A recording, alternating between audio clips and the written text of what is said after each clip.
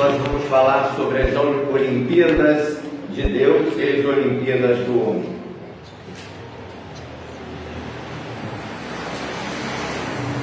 Primeira Coríntios 9, 24 a 27. Não sabeis vós que os que correm no estádio, todos na verdade correm, mas um só leva o prêmio? Correi de tal maneira que o alcanceis. E todo aquele que luta, de tudo se abstém. Eles o fazem para alcançar uma coroa corruptível. Nós, porém, uma incorruptível. Pois eu assim corro, não como uma coisa incerta. Assim combato, não como batendo no ar. Antes, subjugo meu corpo e o reduzo à servidão, para que, pregando aos outros, eu mesmo não venha de alguma maneira a ficar reprovado. Que Deus aplique em nossos corações essa palavra tão rica de informações que nós acabamos de ler. Vamos orar mais uma vez. Ó Deus amado, abençoa a tua obra aqui neste lugar, abençoa a tua palavra que há de ser proclamada aqui neste culto, ela possa encontrar guarida em cada coração ouvinte e que nós possamos glorificar ao Senhor através do nosso corpo. E pedimos estas bênçãos e te agradecemos em nome de Jesus. Amém. Começaram as Olimpíadas. Na sexta-feira foi o dia oficial de inauguração em Paris, na França. Deverá estender-se até mais ou menos o dia 8 de agosto do ano em curso. As Olimpíadas são competições esportivas realizadas de 4 em 4 anos, simbolizam a unificação dos povos em suas mais variadas etnias. Povos unidos pela paixão do esporte. Essa celebração é considerada o maior evento esportivo do mundo, superando até a Copa do Mundo. A bandeira, símbolo dos Jogos Olímpicos, foi criada pelo francês Pierre Dufresne e é composta por 5 argolas interligadas com cores diferentes, cada uma representando um continente. Os anéis entrelaçam-se para dar voz a valores como o universalismo e o humanismo. Segundo a mitologia grega, os Jogos Olímpicos surgiram na Grécia Antiga, aproximadamente no ano 2500 a.C., em homenagem a Zeus, através do seu filho Héracles, plantou as folhas usadas na fabricação da coroa utilizada pelos vencedores. Esses jogos eram realizados em toda a Grécia. Na cidade de Corinto, tiveram início em 581 a.C. e honravam a Poseidon, o deus do mar. O apóstolo Paulo, pregando aos Coríntios, no capítulo 9, versos 24 a 27, o texto que nós lemos, se refere a esse tipo de coroa conquistada nos Jogos Olímpicos da Grécia. Diz o texto: não sabeis vós que os que correm no estádio, somente um, todos correm, mas somente um leva o prêmio? Correi de tal maneira que alcanceis. E todo aquele que luta, de tudo se abstém. Eles o fazem para alcançar uma coroa corruptível. Nós, porém, lutamos por uma coroa incorruptível, que não se perde nem se desfaz. Pois eu assim corro, não como batendo no ar, antes subjugo meu corpo e o reduzo à servidão, para que, pregando aos outros, eu mesmo não venha de alguma maneira a ficar reprovado. Preste atenção, irmãos. São mencionados nesta passagem um corredor e um pugilista. Paulo usa ilustrações que estabelecem comunicações instantâneas com todos os coríntios. Talvez alguns deles frequentassem os jogos quando eram realizados a cada 2 anos naquela cidade. Homens da erudição, como Filo, Epiteto e Sêneca, estavam entre os famosos contemporâneos de Paulo, que utilizaram a figura de jogos atléticos para ensinar disciplina e restrição. É importante lembrar que todos, correndo com esforço extremo, poderiam fazer deles, de cada um, o vencedor da corrida. Paulo apresenta um tipo de Olimpíadas onde todos podem ser vencedores, todos podem levar o prêmio. É as Olimpíadas de Deus. A Bíblia diz: em todas as coisas somos mais do que vencedores por aquele que nos amou. Romanos capítulo 8, versículo 37. Jesus fez a seguinte promessa aos vencedores da sua Olimpíada: ao que vencer, lhe concederei que se assente comigo no meu trono, assim como eu venci e me assentei com meu Pai no seu trono. Apocalipse capítulo 3, versículo 21. Paulo, na escrita aos Filipenses, capítulo 3, de 7 a 14, deixa claro que para se alcançar a vitória é necessário renúncia, esforço e dedicação. Na carta endereçada à igreja da Filadélfia, Jesus aconselha os crentes: eis que venho sem demora, guarda o que tens para que ninguém tome a tua coroa. Apocalipse capítulo 3, versículos 11.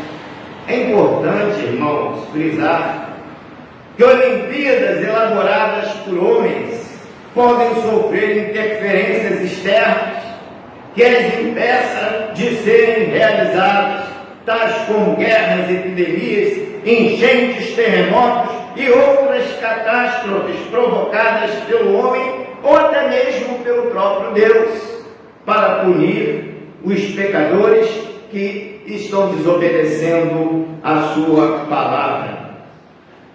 A história conta que um grande temporal arrasou com a sede dos Jogos Olímpicos no ano 776 a.C. A única prova que se concretizou foi a de atletismo. A prova era de 192,27 metros e quem a venceu foi o cozinheiro Coroebus de Elis, sendo o primeiro atleta a vencer em Olímpia, cidade da qual se originou o nome da competição Olimpíadas. Também foram interrompidas após os romanos invadirem a Grécia no século II. O imperador Teodósio, no século I, baniu tradições gregas e proibiu a veneração aos deuses. Com isso, em 393 a.C., ocorreu a última versão dos Jogos da Era Antiga, com 293 edições. Somente depois de muitos séculos, o historiador e pedagogo francês Pierre Dufresne, que ficou conhecido como Barão de Courtran, resgatou a memória dos Jogos. No ano de 1892, o aristocrata expôs um projeto ressuscitando os Jogos, as Olimpíadas, surgindo então o COI, Comitê dos Jogos Olímpicos, em 1894, responsável pela organização dos Jogos atuais. Paulo, o atleta vitorioso das Olimpíadas de Jesus, participou de todas as suas edições, começando no caminho de Damasco, depois se estendeu por Salamina, Chipre, Perge da Panfilha, Antioquia da Psídia, Icônio, Listra, Derbe, Filipos, Tessalônica, Bereia, e encerrou suas atividades na cidade de Roma, proferindo as célebres palavras: combati o bom combate, acabei a carreira, guardei a fé. Desde agora a coroa da justiça me está guardada, a qual o Senhor, justo juiz, me dará naquele dia. 2 Timóteo, capítulo 4, versículos 7 a 8. Não dará somente a mim, mas também a todos os que amarem a sua vinda. Então, nas Olimpíadas de Deus, todos poderão ser vencedores. Como se pode constatar, o prêmio não é só para um vencedor, mas para todos os vencedores que estiverem competindo naquela competição. Paulo foi um verdadeiro atleta de Cristo nas Olimpíadas de Paris. Os participantes lutam por uma coroa corruptível, uma coroa que se desfaz com as brumas do tempo, ou pode também ser roubada por assaltantes. Mas a coroa que nós adquirimos na competição de Deus, ela é para toda a eternidade.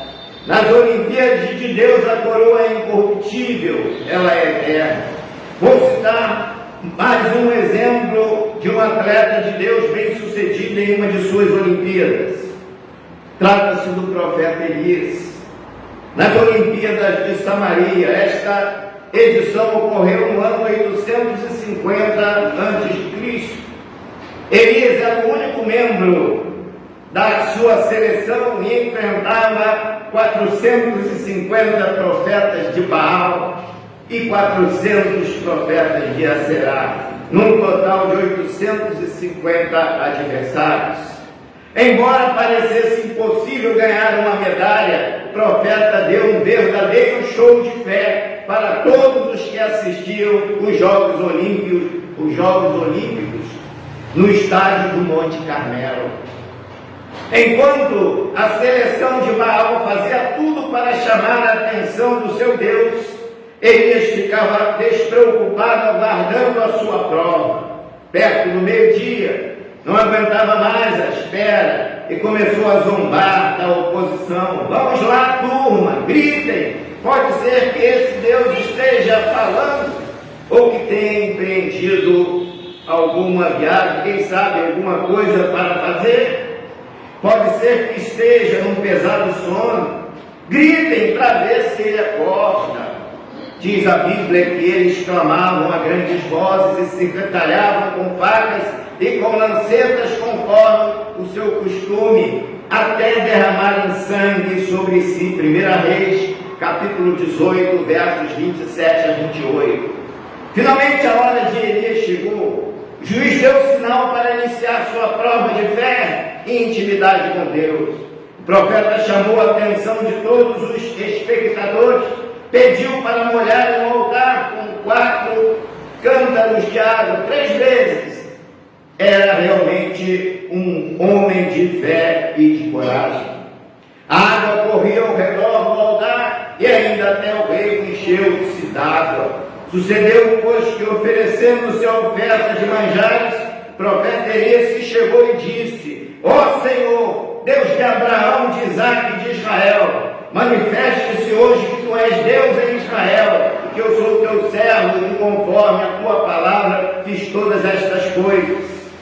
Elias defendia as cores do Deus vivo nas Olimpíadas de Israel, de Samaria, enquanto que 850 adversários lutavam ostentando a bandeira de Tiro, um dos Baals conhecido como Melgarte, padroeiro da pátria de Jezabel. O duelo, portanto, era entre Israel e Tiro, profeta de Israel contra os profetas de Baal. O Deus de Israel contra o Deus de Baal, o Deus estrangeiro, chamado Melgarte, a deusa Aserá dos povos cananeus. Após uma péssima apresentação dos adoradores de Baal com seus respectivos deuses, Elias clama em alta voz: Responde-me, Senhor, responde-me, para que o povo conheça que tu, Senhor, és Deus e que tu fizeste tornar seu coração para trás.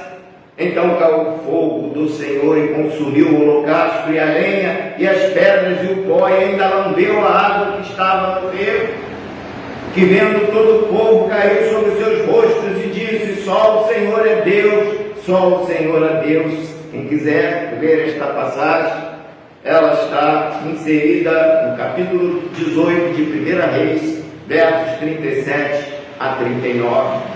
Elias no pódio, hino nacional tocando e a medalha de ouro olímpico pendurada em seu pescoço.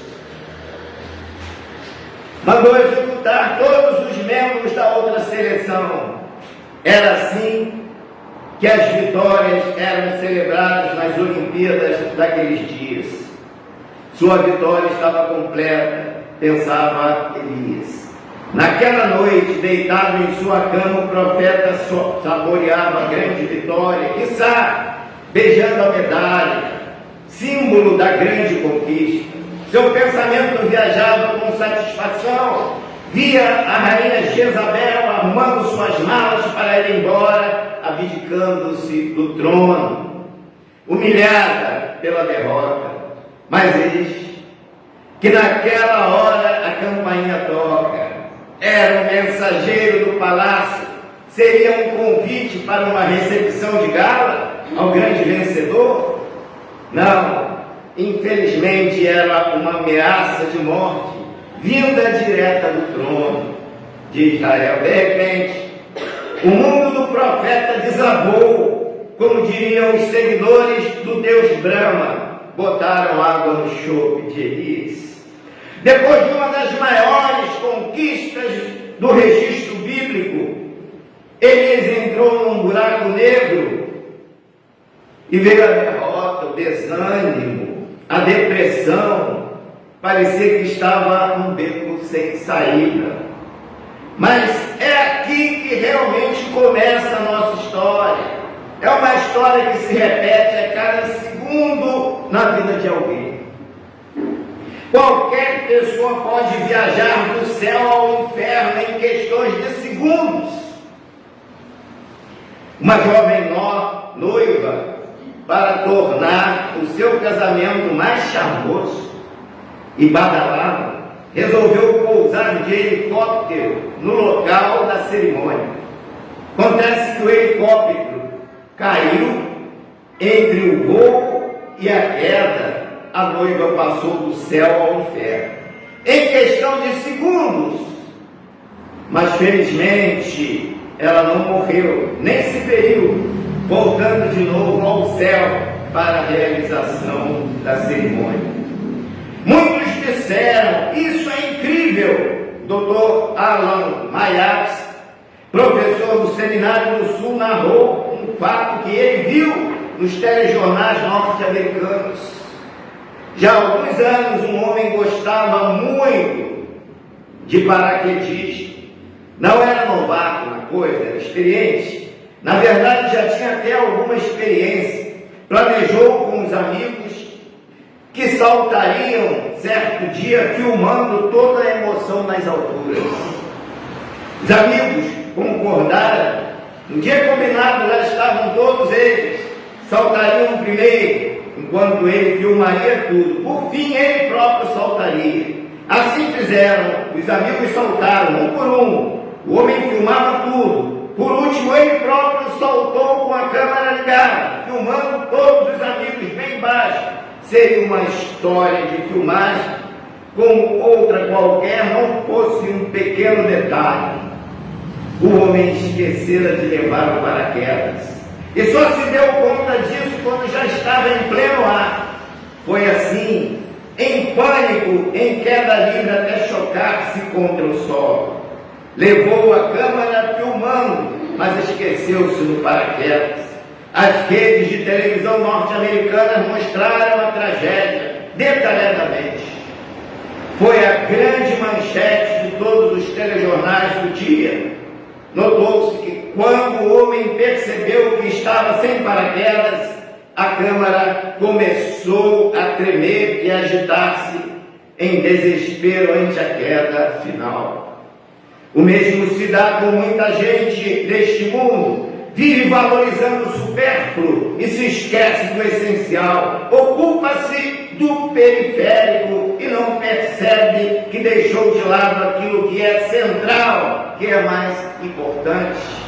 Celebram os enfeites ignoram o vital. Foi o que Jesus disse a Marta: Marta, Marta, estás ansiosa e perturbada com muitas coisas, entretanto poucas são necessárias, ou mesmo uma só. Lucas capítulo 10, versos 41 a 42. Muita gente está preocupada com o supérfluo dessas Olimpíadas em Paris. Pessoas doando suas vidas para conquistar uma medalha corruptível aqui na Terra.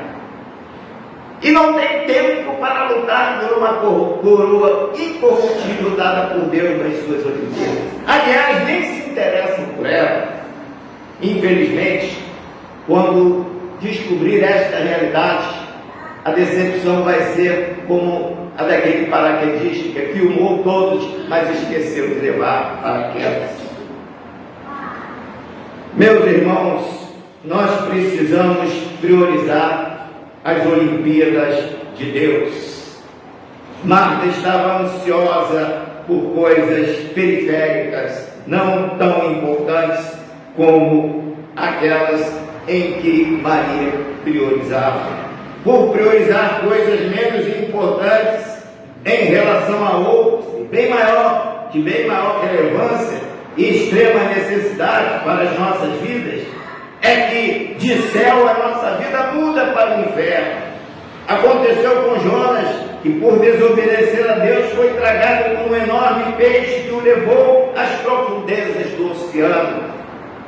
A Bíblia diz: e orou Jonas ao Senhor, seu Deus, das entranhas do peixe, disse: na minha angústia clamei ao Senhor, e Ele me respondeu: do ventre do inferno gritei, tu ouviste a minha voz.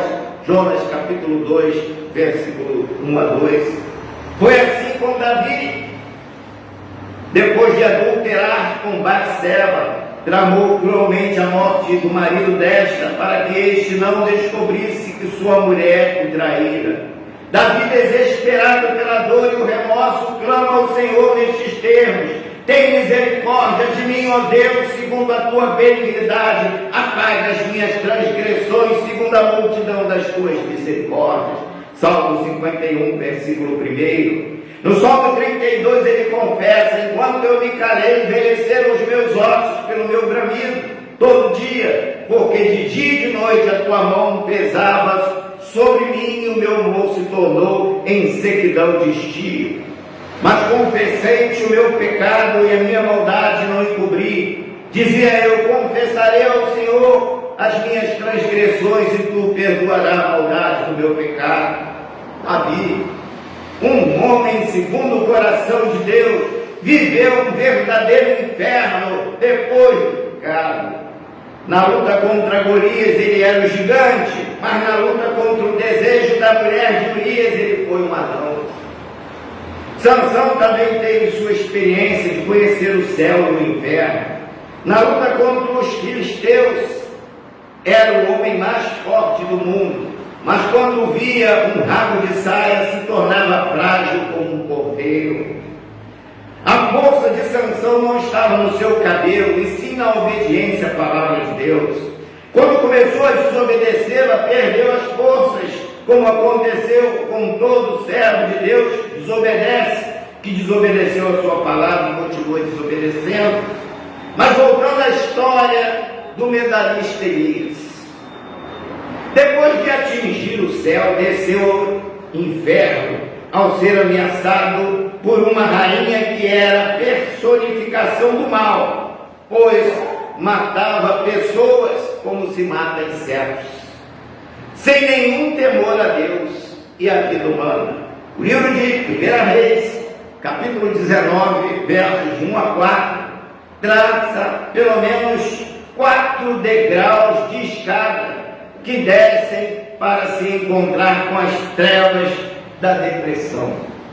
Tem muita gente descendo as escadas das trevas e hoje estão depressivas. Primeiro degrau é o medo. 1 Reis, capítulo 19, versículo 3. Ameaçado pela rainha, Elias teve medo.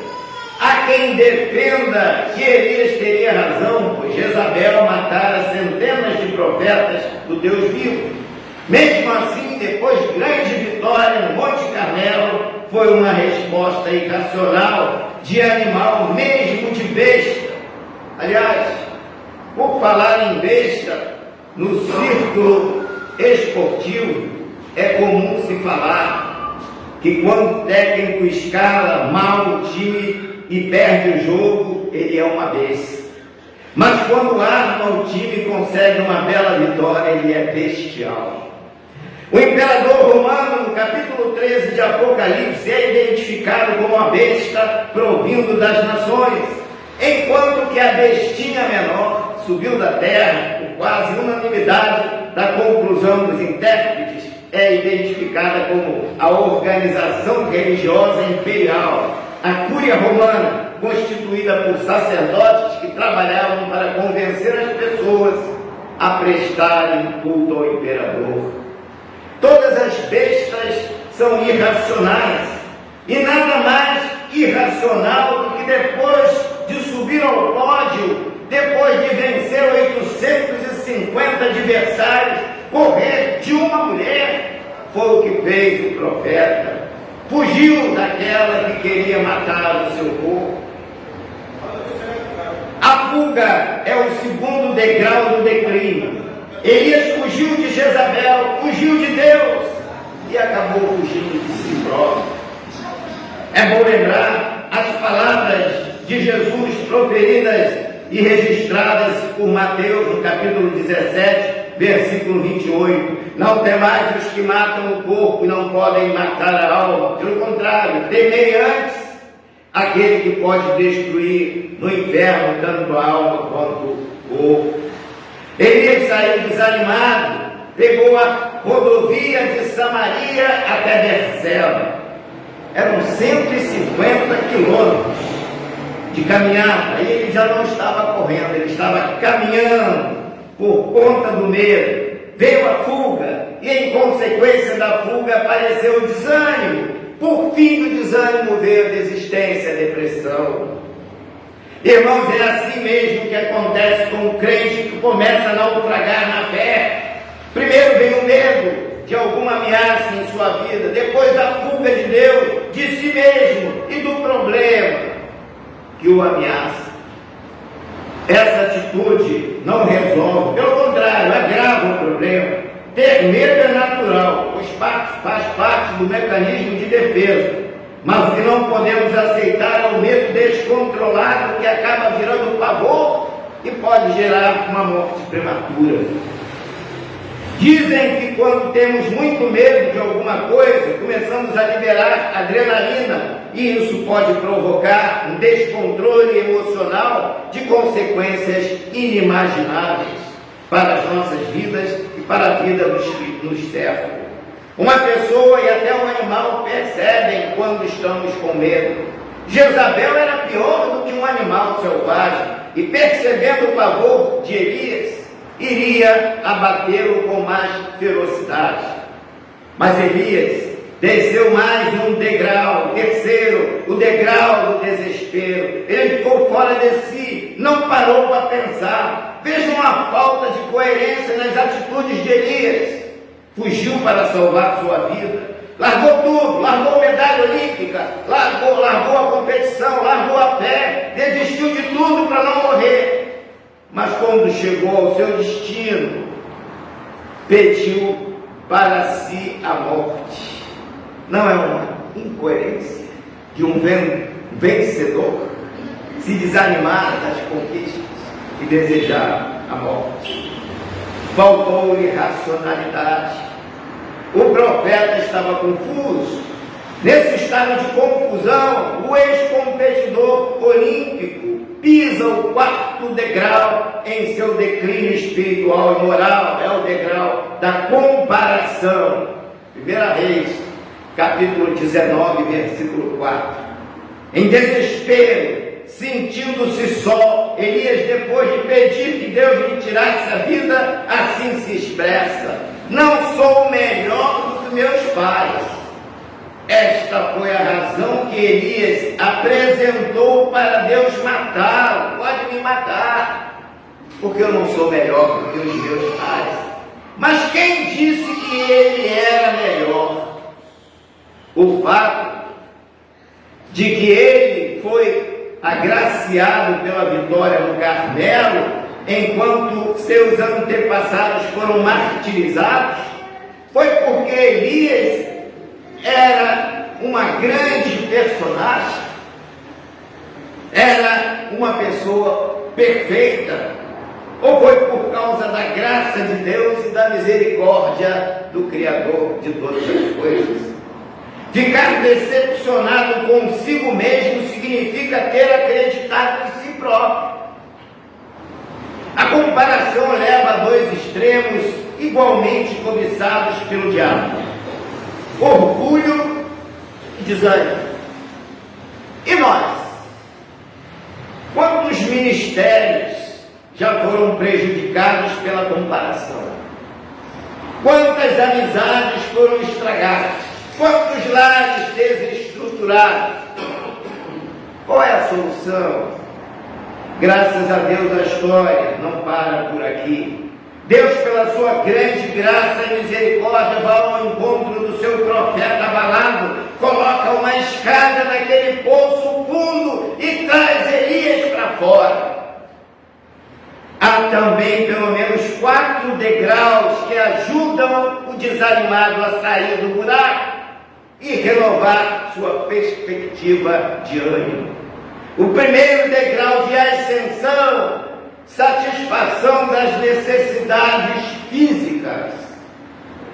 1 Reis, capítulo 19, versículo 5 a 8 diz: Elias havia completado uma verdadeira maratona antes da sua queda. Além das pressões espirituais e emocionais do confronto no Carmelo, havia passado por 3 anos como fugitivo. Nas semanas anteriores, havia percorrido a pé 56 quilômetros de Samaria ao Monte Carmelo, do Carmelo a Gisrael e de Gisrael a Berseba. Ele percorreu mais 155 quilômetros. 1 Reis, capítulo 18, versos 19 e 46. E mais 30 quilômetros de Berseba até o deserto.